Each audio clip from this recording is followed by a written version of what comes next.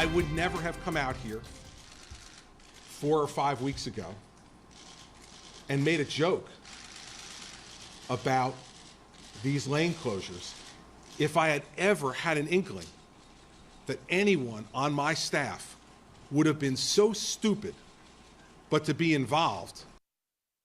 That was Chris Christie at his epic 107-minute press conference on Bridgegate last January, the day he hoped he had put Bridgegate in the rearview mirror. But a series of new reports may make that hard for the governor to do, even if there don't appear to be any smoking guns putting Christie in the middle of that plot for political payback. So far, nothing directly connecting Christie to all the traffic in Fort Lee, as his aide's email put it, but he's not out of the woods. Last week, a broadcast report said federal indictments in Bridgegate may be handed down in January. WNBC reporting that those facing potential indictment include former staffers to Governor Christie and current and former Port Authority officials, and that possible charges may be related to what sources familiar with the probe describe as an apparent conspiracy to cover up what they refer to as a politically motivated plot. Now, this is the Legislative Committee investigating Bridgegate today released their own interim report on the investigation. And while that report found no conclusive evidence about whether Governor Christie knew about the lane closings at the GWB in 2013 before or as they were happening, the report also suggests that the governor had many opportunities to know about the lane closings, the political motivation behind them, and the involvement of his administration, even as he insisted that he knew nothing. And there are also comments coming from the governor's office and from this report that Christie knew more than he was publicly saying at press conferences. Remember the press conference where he said that I'm the one who put the orange cones out by the GWB?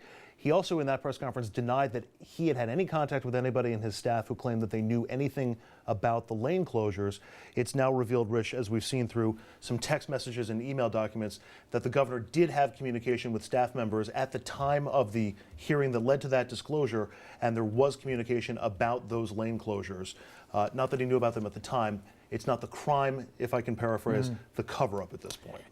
And it's a lack of wanting to know. Now, here's my question for you. He's not running for re-election. He's already got that covered, but certainly he's got his eyes for office.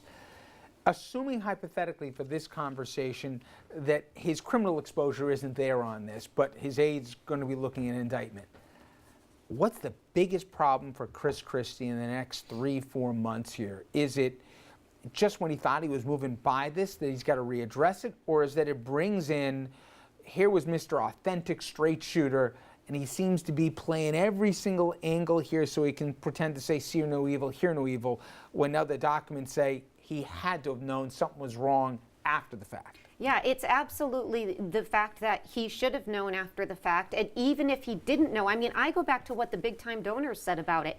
If you didn't know, you should have known. And that's a big problem for an executive. And given what we know about Chris Christie, it's something that's made people question, because it's hard to believe somebody that detailed, a prosecutor, a very smart guy who's on top of everything. You're telling me these people were running around doing these things and he didn't know? If he didn't, he should have. And I think that's the big problem out of Bridgegate. I think as it pertains to running for president, he's got other big problems. But as it pertains to Bridgegate, I think it's that. I also think it's the fact that the U.S. attorneys, they start looking at the lane closures and they're looking at something else entirely at this point. And I think that what they're looking at is probably a lot worse than lane closures. Sandy and that's funding a big and problem. the other stuff Don't too. give up on the indictments just yet. If they indict, let's say, Bridget Kelly or a high place aide, right? What if they know something about Christie? That's problematic for him. All right, I want to get to go from from Trenton to Albany, where the problems are. Tell me if this sounds familiar. Ethics, specifically questionable behavior that didn't get swept away when the Moreland Commission probe ended suddenly last year. Behavior even the governor has benefited from. Andrew, what is the new stuff about Albany? All right, well, and this all springs from the Moreland Commission, which was the anti-corruption commission that the governor impaneled and then pulled down as part of a budget deal. The Times has been looking into this. They found that after Moreland, a slew of ethics-related loopholes remains, including something called the LLC loophole. That treats limited liability corporations like people.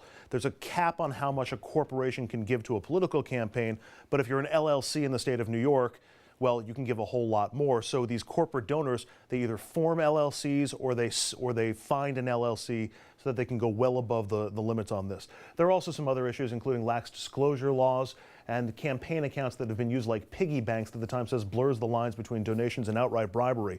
Example number one, The Times reports outgoing Republican Hudson Valley State Senator Greg Ball, who surprised everybody by announcing he was retiring. Paper says he used campaign cash to pay for trips to Cancun and Acapulco and visits to Texas, Arkansas, Tennessee, and Virginia, spending money on things like bar bills and visits to Brooks Brothers. And that Ball even used donors' money to pay the entry fee in something called the Tough Mudder obstacle course race in Texas. Ball now says he's going to move to Texas after his term in the state Senate ends, Rich. So he can go mudding more often. Isn't that, Jessica, at the root of this, which is you make enough of a contribution, magically a government contract can come your way, and that's what really pollutes so much of this, right? Oh my God, it's rampant. I mean, this has been going on in Albany for years. Everyone knows about both the LLC parties. It's not. I'm not picking on one thing. Yeah. I thought the Times story was great because it further exposed Cuomo's hypocrisy and saying one thing about pushing for campaign finance reform while raising $45 million largely through these LLCs. 20% of his money through those LLCs. And there's no appetite for reform up there. He's not going to do anything with it because he doesn't want to lose all the money that's coming in. So, but I think it's comical. But is Greg Ball an outlier here, or is he just too idiotic to be more subtle about it? Look, like some of his expenditures were obviously completely over the top. Yeah, and there was some other ones. Another senator was mentioned in there. Yeah, I mean there was like Senator Maziarz who also it's like $50. Go in your own pocket. My God. Senator Maziarz who also chose not to seek another term. He had spent like $28,000 at Pier 1. I mean, how do you spend $28,000 at Pier 1?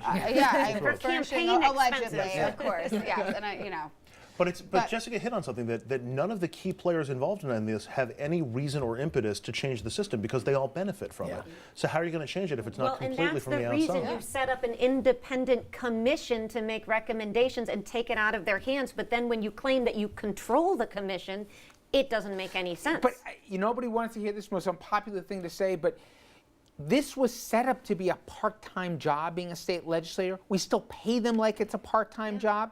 If you pay them more, and nobody wants to do this, but if you actually pay these guys and women more and don't let them have second jobs and kind of, this entree into the netherworld here, please, what attorney is going to work 1 day a week, but you be a full-time partner firm? What business do you think they're going to get? Just be practical about this. Until that happens, we're going to keep doing the same old dance. Doesn't matter, Republican or Democrat.